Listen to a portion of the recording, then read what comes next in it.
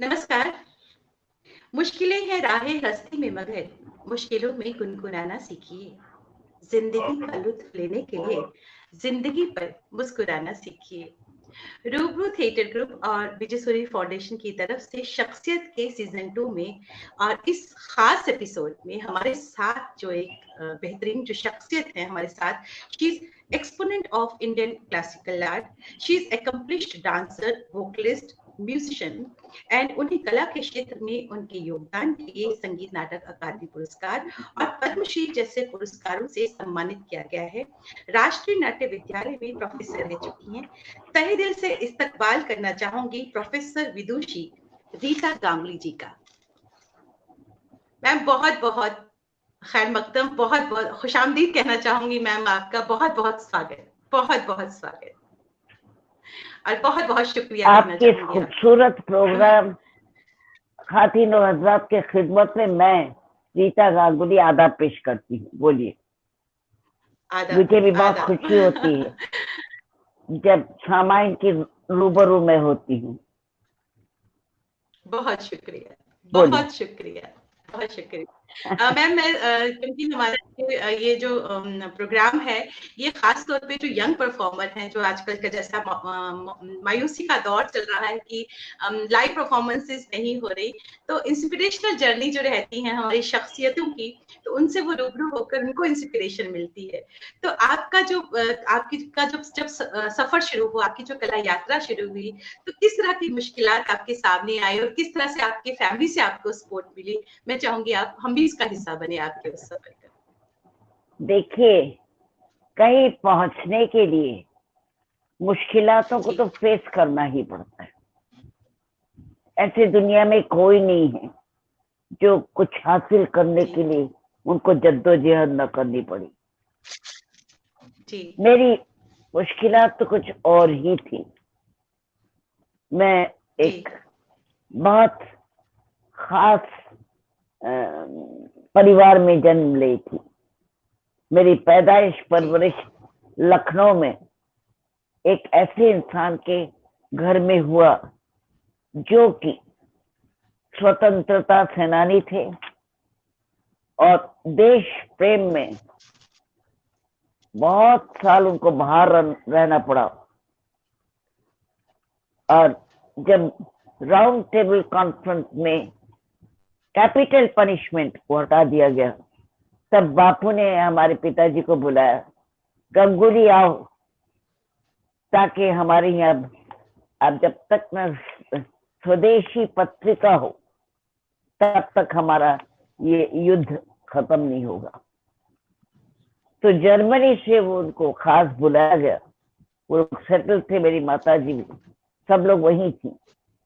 तब आके जब ये रहे तो हम लोग उनको अलग अलग मुख्तलिफ जो एक दूसरे छोटे छोटे रियासत उत्तर प्रदेश के होते थे, वो तो कर्ज देते थे, खजाना देते थे अंग्रेज को, लेकिन सब स्वदेशी आंदोलन में सबका शिरकत था।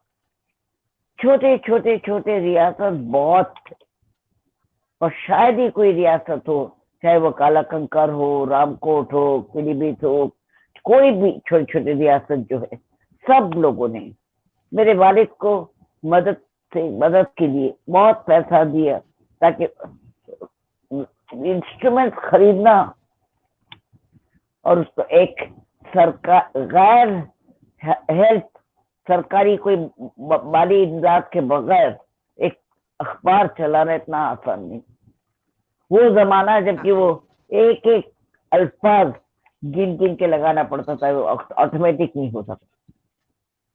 तो कुछ लोगों को तुड़वा के स्टेट्समैन से, स्टैंडर्ड ऑफ इंडिया से, पायनियर से लेके आए, जो कि हमारे मेरे पिताजी का साथ दिए, जो लोग स्वदेशी चिंतन के थे। उनको पता था कि वो लोग निकल जाएंगे यहाँ से, ये अगर नहीं चली तो उनको रोटी नहीं मिलेगी। लेकिन मेरे पिताजी इन सबको लेके ये प्रोडक्शन शुरू किया, जिसका उस वक्त नाम था नेशनल हेराल्ड। बाद में वो बहुत बदल गया, बहुत हाथ बदल हुआ, लेकिन शुरुआत मेरे पिताजी ने किया। बाद में ये नेहरू जी का पत्रिका हो गया, बापू ने कहा ये नेहरू के नाम पे कर दो। तो मेरे पिताजी ने विनम्र होकर उनको कहा, बापू हम जरूर दे देंगे, लेकिन हम इसमें और काम नहीं करेंगे, हमारा नाम भी यहाँ कहीं नहीं होना चाहिए। तब फाउंडर बाय जवाहरलाल नेहरू और एडिटर चेलापति राव हुए, ये पहले की बात है। और उस रामकोट हाउस दिया गया था, रामकोट ने अपना घर दिया था मेरे पिताजी उनके फैमिली को रहने के लिए। वो बिल्कुल लगा हुआ था सोफिया आंटी के घर के साथ, यानी जावेद अख्तर की ननिहाल। और वो सोफिया आंटी है और मेरी माँ दुपट्टा बदल बहन दोस्त होती थी, तो बहुत खास दोस्त होती थी। वो लोग सब दोनों ही खादी और हैंडलूम में काम करती थी। तो मैं अपने घर में चौथी बेटी हूँ, तो माँ मुझे सोफिया आंटी के घर उनको हमें रख के ये लोग दोनों निकलते थे। सोफिया हालांकि तब जावेद यानी जिसको हम जादू कहते हैं, हम लोग एक साथ ही पैदा हुए थे। बाद में वो हमसे छोटे हो गए, वो बात अलग, उम्र में कोई बात नहीं, लेकिन मेरी तो ठीक रफ्तार में उम्र बढ़ी। बचपन में हम थोड़ा नाच गान करना पसंद करते थे। 2.5 साल उम्र थी, कुछ बेवकूफाना हरकत होगा, पता नहीं क्या नाचते थे, लेकिन बहुत मशहूर हो गई। और सरोजिनी नायडू जो गवर्नर थी, वो मुझे सब जगह बेबी ललिता को ले जाती थी। कुछ आता होता नहीं था, लेकिन ये पता था क्या अच्छा है। तो उस वक्त रविशंकर, अली अकबर दोनों ही लखनऊ रेडियो स्टेशन में मुलाजिम थे। और बाबा अलाउद्दीन आते थे कई बार बजाने के लिए, तो मेरे बाबा अलाउद्दीन अच्छा लगा। तब छोटी थी ना मैं, क्योंकि हेड तो अलाउद्दीन कंडक्ट करते थे मैहर बैंड। तो मैं सोच लिया ये अगर बजाएगा तो मैं अच्छा नाचती हूँ। अब इतने बड़े आदमी, हमें क्या पता, लेकिन वो इतने नेक इंसान थे। उन्होंने कहा कि नहीं नहीं मैं बजा दूंगा, मैडम मैं बजा दूंगा। सरोजिनी नायडू बोलते थे, वो बजा भी देते थे। मेरे पिताजी को मेरे अलाउद्दीन साहब बताए कि कानाई, इसको छोटी बच्ची है, नाचने दो, लेकिन 10 साल की जब हो जाएगी तब लड़कियों का नाचना ठीक नहीं। और उसने ये समझा दिया। अब मेरे पिताजी पीछे पड़ गए हमारे, मेरी माता जी के, इसका ये नाच वाच बंद कराओ, ये क्या, औरों को भी प्राइज लेने दो। माँ कहती कि तुम प्राइज ले जाती थी। एक तो वो रेसिटेशन कंपटीशन होता था, एक डांस का कंपटीशन होता था, और एक गाने का कंपटीशन होता था बच्चों का पूजा में। जी जी जी। वो लोग सब मायूस हो जाते हैं, अरे गंगोली की बेटियां आ गई, किसी को मिलेगा नहीं। तो मेरे पिताजी मेरी माँ को बताए कि देखो ये बहुत गलत बात है, अब बंद करो, इन लोग का गाना बजाना बंद करो, ये क्या। फिर मेरे पिताजी ने हमको बुला के कहा कि बेटा जिस दिन तुम सेकंड आओगी उस दिन लेकिन और गाना बजाना नहीं करोगी, ठीक। मैंने कहा ठीक। हाथ मिलाओ, हाथ मिलाओ। वो दिन और आज सेकंड तो नहीं आई कभी, थ्रू आउट टॉप किया। 11 साल के, हाँ 11 साल में हमने अपनी 4 प्रमोशन, डबल प्रमोशन लेके अपना पास कर लिया। अब कॉलेज की बारी आई। कॉलेज में इतनी छोटी लड़कियां तो ले ही लेंगे, वो इजाबेला थोबन, सबको पता था मेरी उम्र क्या है। एक जगह मिली क्योंकि मैं नाचती थी, वो शांति निकेतन था। वहीं से मेरी पढ़ाई और तालीम मिलना शुरू किया गाने की और नाच की। और बहुत मशहूर औरत गाती थी जिनकी मैं पहले ही शागिर्द हूँ, जिनका नाम था कोनिका बंदोपाध्याय, क्या बात, जिनको टैगोर ने खुद गाना सिखाया था। क्या बात। तो इसी तरह से शुरू हुआ। मैं कहती हूँ ना। जी जी जी जी जी मैम। नहीं, मैं जो बोल रही हूँ उसके बाद एक लंबा सफर था, क्योंकि मेरे जी पिताजी मैम। चाहते थे हम कभी सेकंड नहीं आएंगे, ये हमारी वादा भी था। जी तो बिल्कुल। संघर्ष बहुत था, बिल्कुल। जी मैम। लेकिन जी मैम। उन्होंने मैम कभी हमारे साथ डांटा नहीं। प्रतिमा उन्होंने कानन जी। सिर्फ जी मैम हमारे साथ प्रतिमा कानन जी जुड़ी हैं, प्रतिमा कनन जी जुड़ी हैं। वो आपके लिए लिखती हैं कि रीता जी आप में बिल्कुल भी कोई चेंज नहीं आई।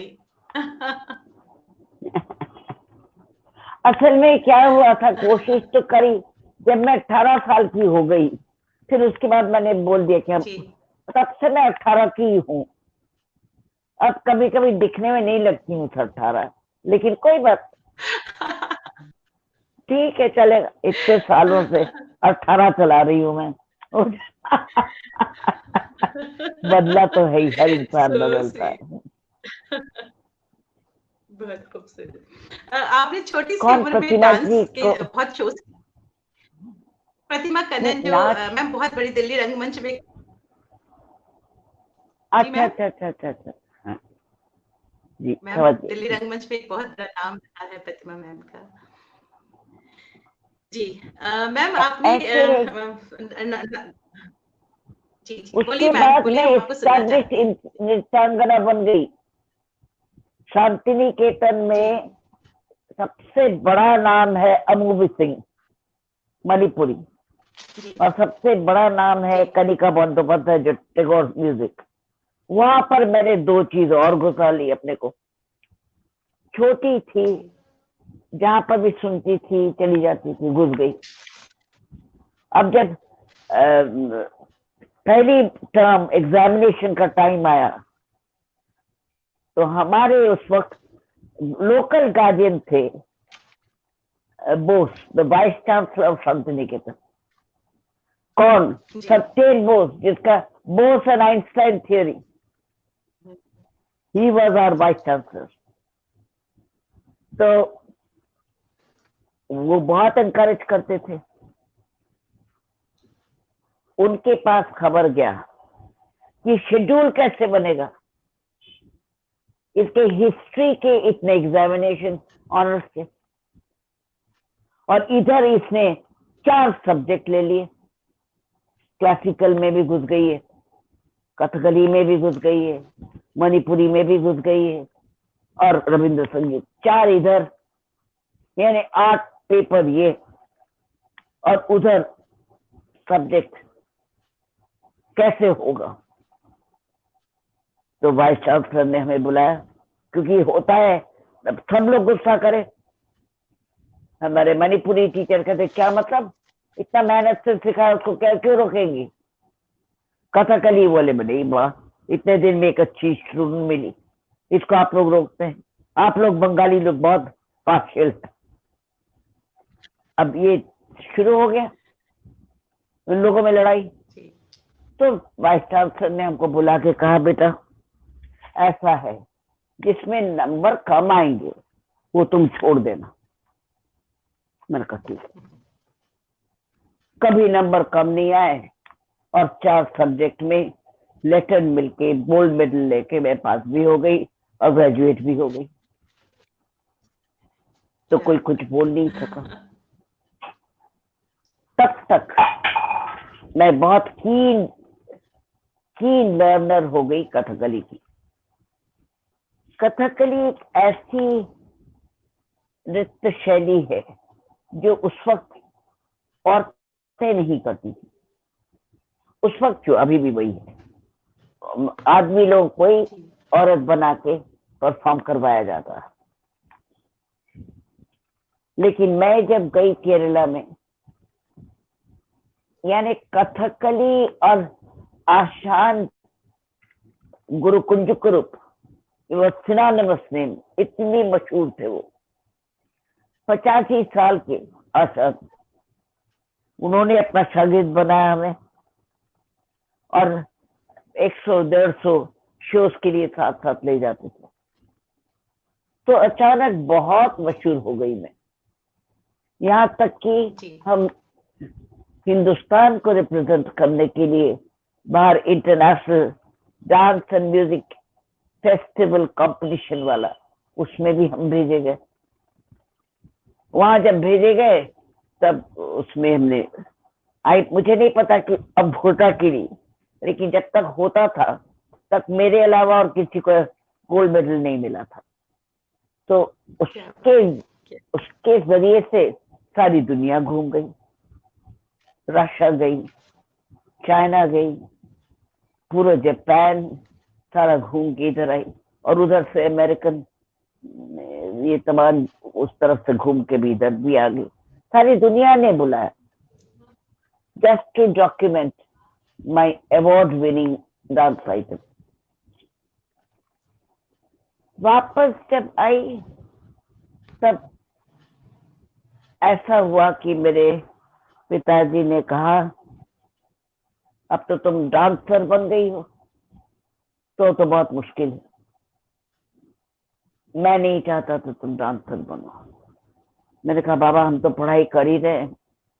वो कहा तुम ग्रेजुएट होकर रुक गई हो, टॉप कर दिया तो क्या हुआ। हमारे घर की लड़की, हम लोग देखो बेटा, हम लोग ब्राह्मण लोग हैं, हम लोग गाना बजाना ये सब करना जानते नहीं। तुम पढ़ाई करो, हमारा काम है विद्या देना, विद्या देने का काम करो तो जाने। अब ये तमाम चीजें दूसरे बहनों के लिए नहीं होता था। मेरी बड़ी बहन बहुत अच्छा गाती, वो बंगाल की लता मंगेशकर है, गीता घटक के नाम से। लेकिन हमारे वक्त बाबा ने ये सब अड़चने लगा देते थे। कोई बात नहीं, हो गया। फिर अचानक कुछ बात हुई, बाबा बोलने लगे देखो ये मेरी ये लड़की तो अनपढ़ ही रह गई। हालांकि माँ बहुत खुश थी, बोले देखिए तो आपकी बेटी कहाँ कहाँ गई। एक चीज हमको, जो अगर सुनने वाले नए लोग कोई हैं तो उनके लिए मैं यही कहूंगी जो मेरे माता जी ने कहा था। शुक्र है, और मेरी माता मेरे लिए भगवान का स्वरूप है।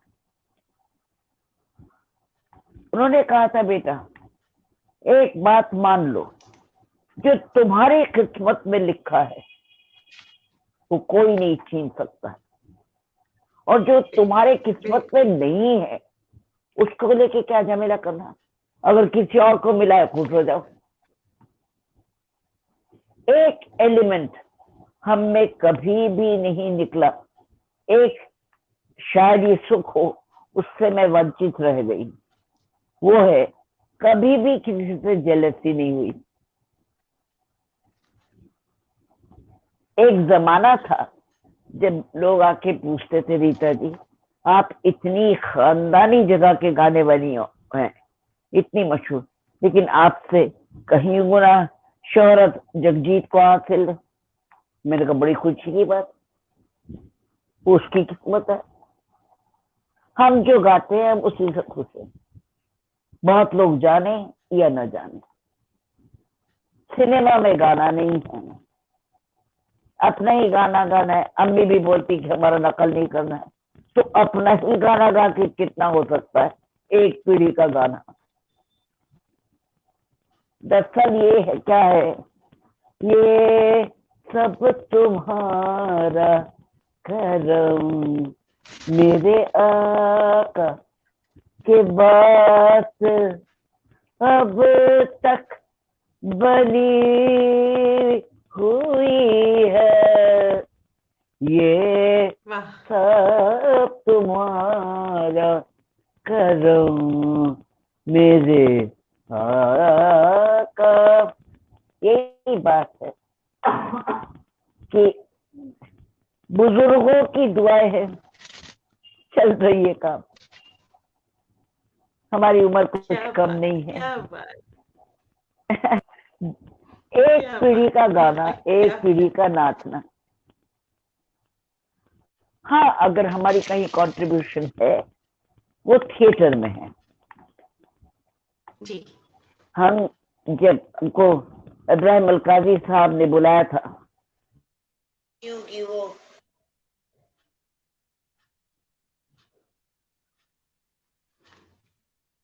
आवाज को कुछ आवाज नहीं आ रही, आवाज नहीं आ रही, एकदम से शायद कुछ हो गया।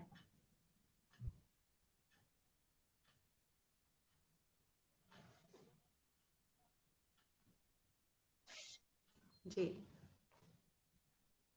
बात जी ये है कि हम एक पीढ़ी का गाना, न जी पहले किसने गाया, कोई कोई दूर दराज तक गाना गाना नाचने से कुछ लेना देना नहीं। उसके बाद हमको, मैं वो गई, जब पिताजी ने कहा था तो मैं अमेरिका गई पढ़ने।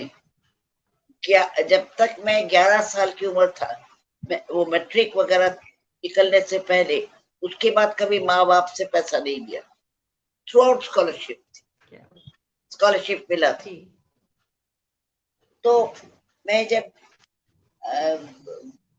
अचानक हमने सोचा चलो अलकाजी हमको साहब रॉकफेलर फाउंडेशन का अल, फेलोशिप मिल गया और मैं अमेरिका चली गई। इस जब मैं केरला में थी, वहां से थर्ड स्कॉलरशिप हमको मिला था भरतनाट्यम के लिए। भरतनाट्यम में क्या सीखने बात, गई थी चेन्नई में। और जी रुक्मिणी अरंडल बहुत नाराज हो गई। उनको किसने बताया, रीता तो अमेरिका जा रही है पढ़ने के लिए। वो मद्रास से, चेन्नई से हवाई जहाज में दिल्ली आ गई। मेरे वालिद दिल्ली में रहते थे कि ये क्या, तुम इतनी मशहूर हो गई हो, इंटरनेशनल फेम की तुम डांसर हो, तुम 2 साल नहीं नाचोगी तो क्या होगा फिर, तुम्हारा करियर का क्या होगा, सब बिखर जाएगा। मैंने कहा, अत्ते अत्ते बोलते थे हमको। मैंने उनको कहा कि अत्ते can't be helped, this is what my father wanted. तो उन्होंने बोला ठीक है, मैं लिख देती हूँ। एक चिट्ठी लिख रही, तो मार्था ग्रैम के पास चले जाओ। तो मार्था ग्रैम के पास मुझे जाना ही पड़ा। अब उस वक्त पैसे इतने कम थे, फेलोशिप लेके गई थी, पेट भर के खाने का भी पैसा नहीं होता था, इतना मुश्किल था। अब जहां पर वो हार्लम के पास कोलंबिया है यूनिवर्सिटी, जी और बिल्कुल दूसरे छोर पे ये मार्था ग्रैम का स्कूल था। बहरहाल एक दिन वो चिट्ठी लेके मैं पहुंच गई, बड़ी तैयारी लगा के, बाल वाल बना के, फिर बहुत लंबे बाल होते थे। पहुंच गई, गंजीवरम साड़ी वाड़ी पहन के, ये झिमकी झुमकी पहन के पहुंच गई। तूने कहा, हाँ, what a lovely girl, what's your name, what brings you here. मैंने कहा, ये Rukmini Arundale. And they were great friends, मुझे नहीं पता था रुक्मिणी अरंडे और मार्था ग्रैम। मार्था ग्रैम जो मॉडर्न डांस के जननी है, शी इज द पिलर। आज जो भी हम लोग मॉडर्न डांस देखते हैं, उसकी जननी मार्था ग्रैम। वहां जब तो उन्होंने कहा कि ऐसा है, मैं देख रही हूँ तुमको, लेकिन हमारा नाच बहुत अलग है। इसमें कोई ग्रामर जैसे तुम लोग जहाँ सीखे हो, ये सीखना वो सीखना, फिर ये सीखना, फिर पदम सीखना, ये सब नहीं। सब मुक्त नृत्य है। तो, लेकिन ऐसा है, तुम सीख नहीं पाओगी, हम उन्होंने कहा। मैं हंस दी, ठीक है, कोई बात। मुझे चाहिए भी नहीं था, लेकिन उन्होंने क्या कहा, नहीं तुम एक काम करो, आज हमारे सीनियर स्टूडेंट जो निकलने वाले हैं उनका एक डेमोन्स्ट्रेशन है, तुम देखती हुई जाओ। उन्होंने मुझे लंच खिलाया, क्योंकि रुक्मणी देवी की पास से आई थी मैं, दोनों में बहुत इज्जत था आपस में। वहां पहुंची, उन्होंने खाना वाना खिला के इधर ले गई, एक छोटा सा हॉल, उसमें एक पियानो स्टेज पे, और वो सारे थ्रू आउट खाते वक्त उन्होंने ये बोला कि इसमें कोई डूज एंड डोंट्स नहीं है, जिसको जो मर्जी वो करता है उसको हम थीम देते, सब आजाद। मैंने कहा होगा, हम सोच नहीं पा रहे थे क्या है। बहरहाल कोई 1.5 घंटे का प्रोग्राम था, सभी लोगों को हमारे सामने वो सब्जेक्ट दिया गया। फिर मैं देखने लगी कि अरे ये सब आते हैं, उठते भागते हैं और फिर सो जाते हैं, एक पैर ऊपर एक हाथ ऊपर कर देते, सबका कैसे एक जैसा हो रहा है। ये तो कहती कि कोई ठीक नहीं है। मैं देखती रही, फिर उसके बाद मैं उठ के बोली कि कथकली में रोज हम लोग शून्य में 6 फुट उठ के टो पकड़ना पड़ता था, तब हमारे उस्ताद क्लास में आते थे, इतना रियाज था हम लोगों का। तो मैंने कहा कि आप हमें एक सब्जेक्ट दीजिए। तो तुम क्या करोगी? मैंने कहा कोशिश करेंगे देखने की। तो सब हंसने लगे, वो नहीं जितने और डेमोन्स्ट्रेटर थे सब हंसे, क्योंकि मैं साड़ी पहन के गई थी, लंबे बाल, कान में जमजम, बाल में जमजम। तो वहां मैं उठ के गई, मैंने कहा कि इस कंप्यूटर, ये जो पियानो वाली बैठी है उसको बिठा के रखिए। उन्होंने हमको एक सब्जेक्ट दिया, मेरे मन के लायक था वो सब्जेक्ट। मैं धर पियानो के पास गई, अंदर से मैं लिए टाट पहन के गई थी, वो साड़ी को स्टेज पे घर निकाल के रख दिया, बाल को उठा के बांध दिया, 2 चिमकी उठा के पियानो पे रखा, और घूम के पीछे से आके एंट्री मारी, आके 6-7 बार शून्य में जंप मारी। बहुत मुश्किल है वो करना, 5-6 बार जंप, और 7वें बार मैं गिर पड़ी जमीन पे, और एक हाथ और एक पैर ऊपर कर दिया, जो ये लोग कर रहे थे। यही तो सीखा ना इन लोगों ने इतने दिन तक। मैंने कर दी, करने के बाद हमारा मुद्रा अभिनय के साथ उनको ये शो दिखा दिया। अरे वो इतना खुश हुई, फिर वो छोड़ी ही नहीं हम। Throughout my stay in New York, she was teaching me, she was going round with me, and she was, हम क्लास में लेने अपना पढ़ाई की क्लास लेने जाते तो बाहर बैठी रहती थी, फिर वो कहीं खिला उला के अमेरिका दिखाएंगी, वो इतना प्यार करती थी। फिर कहा कि जीता तुम एक प्रोडक्शन करो। मुझे ये सब करना ही नहीं, काय को करेगी? बोले नहीं, तुमने कोर्स तो खत्म ही कर लिया, तो तुम एक प्रोडक्शन करो। बहुत पीछे पड़ गई, तो मैंने कहा हम करेंगे एक शर्त में, आप, मैं इडिपस करूंगी, आप जोकास्टा बनिए हीरोइन। वो भी उस वक्त 65 की थी। कहा मैंने तो डांस छोड़े हुए 10 साल हो गए। मैंने कहा मैं आपको न करवा लूंगी, आप फिक्र मत करो। तो राजी हो गई है। दैट क्रिएटेड अ सेंसेशन, पूरे अमेरिका में लोग आने लगे कहाँ से कि मार्था नाच रही है, मार्था नाच रही है। वहीं से मेरी थिएटर की शुरुआत हुई। इब्राहिम अलकाजी, जिनको मैं अपनी जिंदगी में ईश्वर मानती, महान ऋषि, हर चीज, उनकी सोच, उनकी समझ, उनका चरित्र, उनका निर्माण क्षेत्र, as a teacher, as a performer, as a human being, क्या कहने। अगर आधुनिक हिंदी रंगमंच के कोई सृष्टा है वो है इब्राहिम अलकाजी। हम लोग को उन्होंने लिया ही इसलिए कि वो चाहते थे कि क्लासिकल थिएटर अकॉर्डिंग टू नाट्य शास्त्र रिवाइव किया जाए। ये गलत धारणा है कि अलकाजी अंग्रेजियत थी, बिल्कुल नहीं। जो पाठ्यक्रम में अंग्रेजी पढ़ना है वो पढ़ते थे, शेक्सपियर भी पढ़ते थे, स्लाविस्किन प्लेज भी पढ़ते थे, वो पढ़ाना पड़ता था। लेकिन इट इज इब्राहिम अलकाजी जिन्होंने क्लासिकल थिएटर की शुरुआत करी। उन्होंने हमको सारी हिंदुस्तान में भेजा मूवमेंट सीखने के लिए।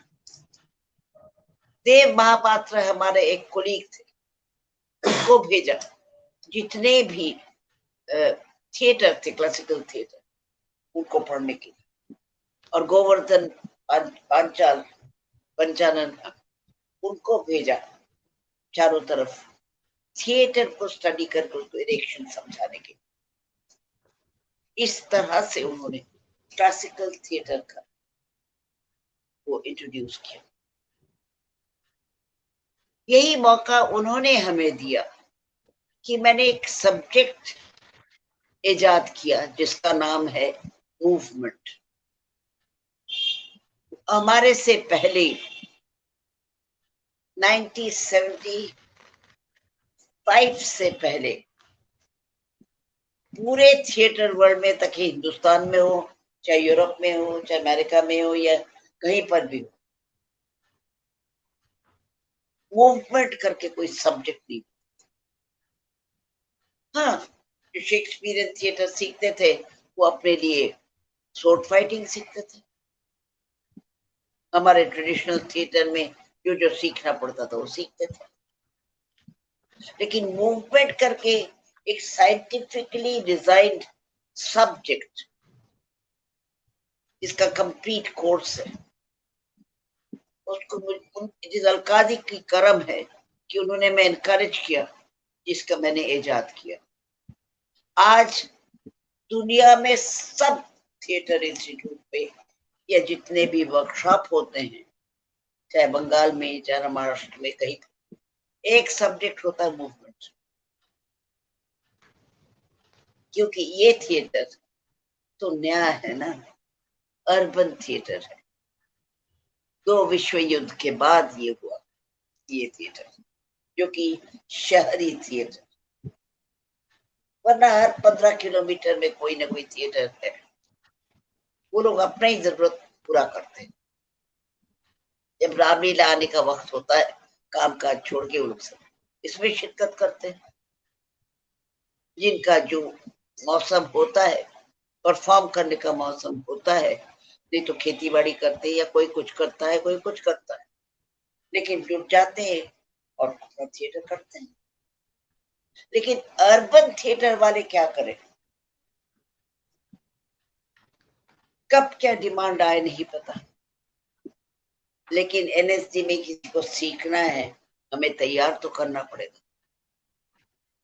उसे शेक्सपियरियन भी करना पड़ सकता है, वोलियर भी करना सकता है, काबुकी या नो भी हो सकता है, या कश्मीरी हिसाब से भी हो सकता है। ये थिएटर का काम हमने सीखा। असल में गाने की बात जो है, आपने हमको कहा कि आप जम्मू की, जी जी, नहीं तो आज मेरे 3 बजे से लगातार क्लासेस चल रही थी, ऑनलाइन क्लासेस। लेकिन जी कोई जी, जम्मू से बिल्कुल। हो तो मैं ना नहीं बोल सकती। उसकी वजह क्या है, जब मैं उरूज में नाचती थी, हमारी एक बुकिंग हुई। उस जमाने में कोई थिएटर नहीं होता था जम्मू में। एक थिएटर का उद्घाटन था, केसी थिएटर, पता नहीं अभी भी है जी कि नहीं। जी जी, है उस है थिएटर के है निर्माण मैम। के बाद हमारे घर को बुलाया गया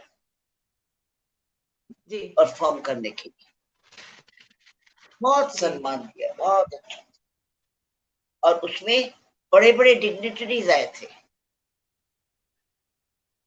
वो परफॉर्मेंस देखने के लिए। ऐसे विशेष अतिथि उद्घाटन के लिए उन्होंने बहुत सारे ग्रैंड डिनर वगैरह रखे थे। मैं जब बाद में अपने होटल में आ गई तो एक इंसान आए, उन्होंने नीचे से खबर दिया कि रीता जी, मैं रीता जी, अच्छा रीता ऐसे है कि आप मेरी बेटी के बराबर है, मैं ऊपर आपके कमरे में आ जाऊं? मैंने कहा बोलिए, कल आइएगा, मैं बहुत नहीं, बस 5 मिनट के। आप कब तक हैं? मैंने कहा परसों चली जाऊंगी क्योंकि मैं श्रीनगर जाऊंगी। तो उन्होंने कहा मुझे बहुत तब तो जरूरी है मिलना। हम गए, वो अच्छा आ जाइए। उन्होंने, I am very bad with name, पता नहीं ठीक ही बोल रही हूँ, मिस्टर बाजवा था कोई, या तो डीजी थे नहीं तो एसडी थे, क्या थे पता नहीं। उसमें मेरा एक आइटम था जिसमें मैंने गाया था, डांस के अंदर खुद ही गाया था। उन्होंने कहा कि आप रेडियो से क्यों नहीं गा रही? देखिए उस जमाने में कितने डेडिकेटेड लोग होते थे। ये ऑल इंडिया रेडियो है, ये ऑल इंडिया रेडियो जो बुखारी ने शुरू किया था, उनका देन है कि आज हमारे पास इतना रिच सामग्री अवेलेबल है। तो 7-8 अच्छे गायकों के गाने सब लुप्त हो जाते, सब लोगों ने बंद कर दिया होता गाना बजाना। ये ऑल इंडिया रेडियो की हिम्मत है कि उन्होंने ये सब बचा के रखा। मैं तो I am a product of All India Radio. मेरा गाना जो है वो हमको ऑडिशन नहीं हुआ कुछ, स्ट्रेट अवे बीआई होके मैं 3 प्रोग्राम कर। उस जमाने में सवेरे होता था एक आइटम और शाम को होता था और रात को 3 आइटम्स मिलते। दैट इज अब कैसे में बीआई से ए हुई, किसने किया पता, ए से कैसे विदुषी हो गई, टॉप ग्रेड हो गई, ये भी नहीं। मैं कभी भी आज तक ऑडिशन के लिए नहीं बैठी। ये एक इदारा है हिंदुस्तान में, कोई सिफारिश नहीं चलती। अगर आप में हुनर है वो खुद ब खुद। And I very proudly admit that I am a product of All India Radio. ये बात दीगर है कि I am the only गंडाबन शागिर्द of सिद्धेश्वरी देवी, बनारस वाली मलिका एठुमरी। और हमें फक्र हासिल है कि बेगम अख्तर साहिबा ने खुद हमको सिद्धेश्वरी जी से मांग की, तकरीबन 9 साल तालीम दी और मुझे इंट्रोड्यूस किए करती थी। शुरुआत की तालीम सिद्धेश्वरी देवी से हुई, आजकल ये मेरी प्रधान शिक्षा है। और वो भी हमारी जो, अब देखिए पहले मेरी करियर शुरू हुई जम्मू से, और एक मिठाई का डब्बा और हाथ में धागा बांधने से शिष्य नहीं हो जाते, ये गलत आइडिया है। शिष्य वो है जिसमें 5, 7, 11 या 21 अच्छे विद्वान होंगे, जिनको नारियल, पान, सुपारी 11 रुपए, 21 रुपए या 51 रुपए या 101 रुपए देके नमस्कार करके शागिर्द बैठेगी और वो शागिर्द गाएगी। फिर टीचर बोलते हैं कि इतना तक ये गाती है, मैं सिखाने के लिए आपसे इजाजत मांगती। फिर जब तैयार हो जाए, वही लोग या कोई और लोग विद्वान को बिठा के वही पान, सुपारी, नारियल देके, ये तमाम चीजें, अब अम्मी ने नारियल नहीं मिलता था उस वक्त श्रीनगर, उन्होंने मंगाया। श्रीनगर में मेरा गंडाबंद सेरेमनी हुई। दैट मीन्स फाइनल सबको देके हम बैठे, तो अम्मी ने कहा कि ये क्या, बढ़ो। और ये देखिए महानता मेरी गुरु की, वो मुझे पेश कर रही है। क्या जरूरत थी किससे सीखा नहीं सीखा। इनकी शुरुआत की तालीम शंभू महाराज जी से हुई। उसके बाद मलिका ठुमरी सिद्धेश्वरी देवी बनारस वाली की शिष्या रह चुकी है, और आज बेगम अख्तर इनको पेश कर। इतनी सच्ची औरत थी मेरी उस्ताद। ये उन लोगों की मेहरबानी है।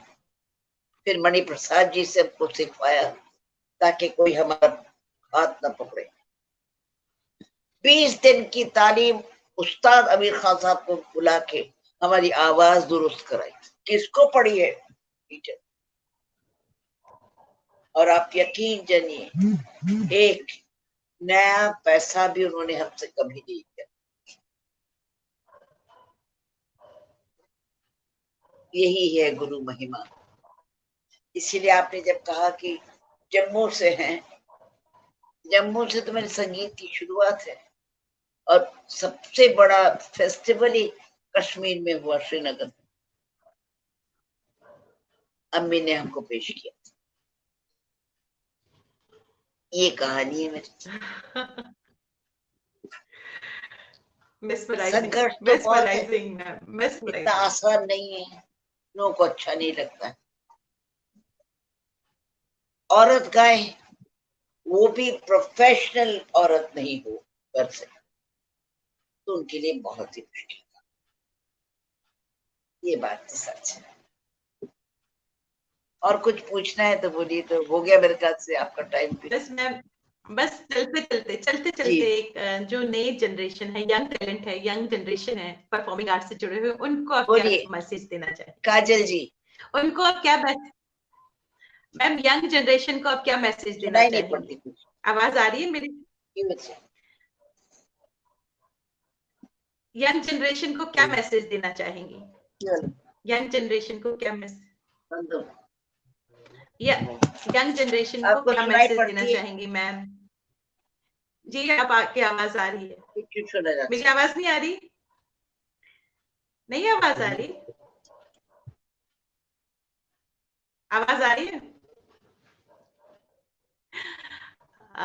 मैम से बहुत ही इंस्पिरेशनल जर्नी उन्होंने कही, और जम्मू कश्मीर की जो उन्होंने बात कही उससे थोड़ा सा मैं भी इमोशनल हो गई, क्योंकि बहुत ही खूबसूरत उन्होंने जर्नी कही। और आकाशवाणी से मैं जुड़ी हुई हूँ, और उन्होंने आकाशवाणी के लिए जो कहा कि I am product of Akashvani, ये बहुत ही इमोशनल मोमेंट रहा मेरे लिए। और मैम शायद आ गई हैं, मैं उनको एक बार फिर से एंटर करती हूँ।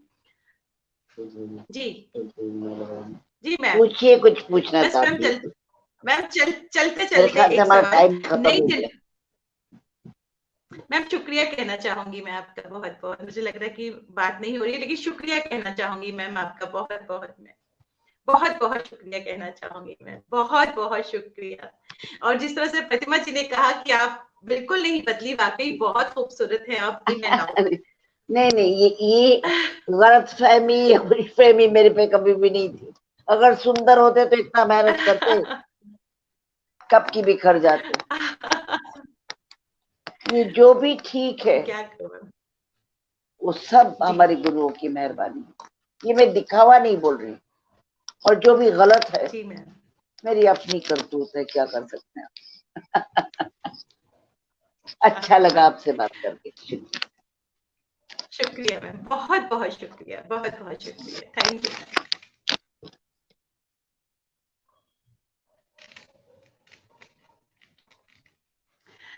जितने भी व्यूअर्स हमारे साथ जुड़े हैं, मैं उन सभी का तहे दिल से शुक्रिया अदा करना चाहूंगी। बहुत बहुत शुक्रिया एपिसोड में हमारे साथ जुड़े और रूबरू हुए। इनकी जो इतनी लाजवाब बेहतरीन जर्नी रही है, इंस्पिरेशनल जर्नी रही है विदुषी रीता गांगुली जी की, बहुत ही इंस्पिरेशनल जर्नी। और आप सभी का बहुत बहुत शुक्रिया कहना चाहूंगी हमारे साथ जुड़ने के लिए। बहुत बहुत तहे दिल से शुक्रिया कहना चाहूंगी, क्योंकि आपका आना हम लोगों को बहुत मॉरल सपोर्ट देता है। हमारे जितने भी व्यूअर्स हमारे साथ जुड़ते हैं, बहुत मॉरल सपोर्ट मिलती है, बहुत स्ट्रेंथ मिलती है। बहुत शुक्रिया कहना चाहूंगी प्रतिमा दी, बहुत बहुत शुक्रिया। उजैर हसन साहब बहुत बहुत शुक्रिया। याश शारिफ साहब बहुत बहुत शुक्रिया। प्रतिमा दी थैंक यू। दीपक नायडू जी बहुत बहुत शुक्रिया। सुमन पॉल दी बहुत बहुत शुक्रिया। मालविका जी बहुत बहुत शुक्रिया कहना चाहूंगी आपको, बहुत बहुत दिल से शुक्रिया कहना चाहूंगी मैं आपको। गुलशन वालिया जी बहुत बहुत शुक्रिया। हरजीत वालिया जी बहुत बहुत शुक्रिया हमारे साथ जुड़ने के लिए। हरमन सिंह जी बहुत बहुत शुक्रिया। वनीता ठाकुर जी बहुत बहुत बहुत शुक्रिया। गुरबख्श सिंह जी बहुत बहुत शुक्रिया। रूपक कुमार जी बहुत बहुत शुक्रिया। जयदीप सिंह जी बहुत बहुत शुक्रिया। हमारे लिए हमें एक तरह से ये सच में मॉरल सपोर्ट मिलती है, आप सब हमारे साथ होते हैं। तो सुचित्रा मैम बहुत बहुत शुक्रिया हमारे साथ जुड़ने के लिए। अमित बजाज जी बहुत बहुत शुक्रिया हमारे साथ जुड़ने के लिए। बलकार सिद्धू सर बहुत बहुत शुक्रिया हमारे साथ जुड़ने के लिए। सुधापुरी जी बहुत बहुत शुक्रिया। शशि बाला जी बहुत बहुत शुक्रिया हमारे साथ। निर्मला दी बहुत बहुत शुक्रिया हमारे साथ जुड़ने के लिए। और शख्सियत का अगला कल शाम को 7 बजे, जिसमें हमारे साथ होंगी जानी मानी गायिका, बहुत खूबसूरत एमिनेंट सिंगर है वो। इंडियन जो क्लासिकल म्यूजिक है उसकी वो she is an eminent singer, बहुत ही खूबसूरत गाती हैं वो। क्लासिकल सिंगर हैं, विधि शर्मा नाम है उनका संगीत के क्षेत्र में। तो कल हमारे साथ रहेंगी वो, कल शाम को 6 बजे विधि शर्मा जी हमारे साथ रहेंगी शख्सियत के अगले अंक में, जो कल शाम को 6 बजे होगा। तो जुड़िएगा हमारे साथ। हमें आपके साथ, आपका साथ की हमें बहुत जरूरत रहती है। एक तरह से हमें, जिस तरह से हमने कहा कि हमें मॉरल सपोर्ट मिलती है आपका साथ रहना। बहुत बहुत शुक्रिया कहना चाहूंगी। शुभ रात्रि, धन्यवाद।